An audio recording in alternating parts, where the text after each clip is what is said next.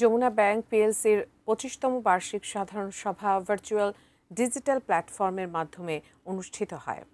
সভায় সভাপতিত্ব করেন ব্যাংকের পরিচালনা পর্ষদের চেয়ারম্যান মোহাম্মদ বেলাল হোসেন।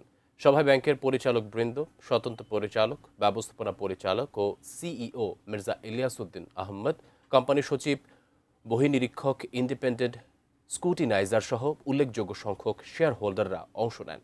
সভায় 31 ডিসেম্বর 2025 সমাপ্ত বছরের ব্যাংকের নিরীক্ষিত আর্থিক বিবরণী উপস্থাপন ও অনুমোদন করা হয়। একই সঙ্গে পরিচালনা পর্ষদ কর্তৃক সুপারিশকৃত 29% নগদ লভ্যাংশ শেয়ার হোল্ডারদের সর্বসম্মতিক্রমে অনুমোদিত হয়। সভায় ব্যাংকের ধারাবাহিক অগ্রযাত্রায় আস্থা, সহযোগিতা ও সমর্থনের জন্য শেয়ার হোল্ডার, গ্রাহক ও অংশীজনদের প্রতি আন্তরিক কৃতজ্ঞতা প্রকাশ করা হয়।